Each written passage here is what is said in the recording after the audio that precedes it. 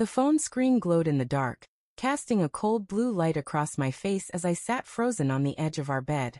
It was 2:17 a.m., and the notification, a single text from an unknown number, burned into my retinas. Tell her the truth, Mark. She deserves to know. My thumb hovered over the screen, trembling, as my heart slammed against my ribs. Who sent this? What truth? The house was silent, save for the faint creak of the floorboard settling, but it felt like the walls themselves were holding their breath, waiting for me to unravel the lie I didn't yet understand. Lila slept soundly beside me, her breath soft and even, her dark hair spilling across the pillow like ink. I stared at her, my wife of 7 years, searching her peaceful face for answers. The text wasn't meant for her. She didn't even know my phone was unlocked, buzzing silently in my hand. But the words clawed at me, sharp and insidious, like a splinter burrowing deeper with every second I tried to ignore them. I deleted the message, my fingers moving on instinct, but the words lingered, seeping into my thoughts like poison. I told myself it was a mistake, a wrong number, some cruel prank. But doubt, that quiet predator, had already sunk its teeth into me. The next morning, the kitchen smelled of burnt toast and fresh coffee, a familiar chaos that usually grounded me. Lila stood at the counter, her back to me, slicing strawberries with quick, precise flicks of the knife. The sunlight streaming through the window caught the glint of her wedding ring. And for a moment, I could almost pretend last night's text never happened. "You're up late," she said without turning, her voice light but edged with something I couldn't place. Was it irritation? Suspicion? I forced a laugh, too loud in the small space. "Rough night," I said, pouring coffee I didn't want. Her knife paused mid-slice, just for a second, before resuming its rhythm. I watched the blade, transfixed, as it cut through the fruit's soft flesh. I tried to focus on work that day, but my office felt claustrophobic, the hum of the air conditioner too loud, the fluorescent lights too harsh. The text replayed in my mind, each word a puzzle piece that didn't fit. Tell her the truth. What truth? I hadn't cheated, hadn't lied, at least, not about anything big enough to warrant this. Sure, there were small things. The late nights I claimed were work but were really drinks with coworkers, the credit card charges I glossed over as work expenses. But those were nothing, just the usual friction of marriage, weren't they? I opened my phone, scrolling through old messages, call logs, anything that might explain the text. Nothing stood out, but the unease grew, a low hum in my chest that wouldn't quiet. That evening, Lila was different. She sat across from me at dinner, her fork pushing roasted potatoes around her plate, her eyes distant. "You okay?"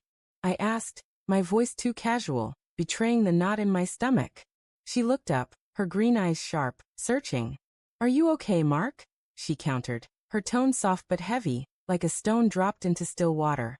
I nodded, my mouth dry, and changed the subject to the neighbor's dog barking too late.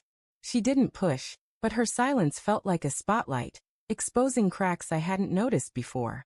Days passed, and the text became a ghost haunting every quiet moment. I started noticing things, small stupid things. The way Lila's phone was always face down now, how she'd stop mid-sentence when I entered a room, her laughter a little too bright when she talked to her coworker, Ben, on the phone. Ben, with his easy smile and late-night texts about work projects. I told myself I was paranoid, that the mystery text was twisting my thoughts. But the seed of doubt had taken root, sprouting tendrils that wrapped around every interaction. One night, I couldn't take it anymore. Lila was in the shower, the bathroom door ajar, steam curling into the hallway. Her phone sat on the nightstand unlocked, a rare lapse in her new habit of guarding it. My pulse thundered as I picked it up, my fingers slick with sweat. I opened her messages, scrolling past group chats and grocery lists, until I saw Ben's name. The thread was long, too long, filled with emojis and late-night banter that felt too intimate, too familiar. One message, dated 3 days ago, stopped me cold. "I can't keep pretending, Lila. It's killing me." My vision blurred, the words swimming on the screen. I wanted to scream, to throw the phone, but I stood there, paralyzed, as the shower shut off. Lila emerged, a towel wrapped around her, her hair dripping onto the hardwood. She saw me with her phone, and her face shifted, shock then guilt, then defiance, all in a heartbeat. What are you doing? She asked, her voice low, dangerous. I held up the phone, my hand shaking. What's this, Lila? What's Ben talking about? She froze, her eyes darting to the screen, then back to me. For a moment, I thought she'd lie, but then her shoulders slumped, and she sat on the bed, her face crumpling like paper. It's not what you think, she said, her voice breaking. Ben, he's in love with me. Has been for months. I didn't know how to tell you. My chest tightened, the air too thick to breathe. Did you? I couldn't finish the question, but she knew. She shook her head, tears spilling down her cheeks. No, Mark. I swear. I didn't do anything. I didn't stop him either. Her words cut deeper than I expected, each one a blade slicing through 7 years of trust. I wanted to believe her, but the text from the unknown number echoed in my mind. Tell her the truth. Was this it? Or was there more?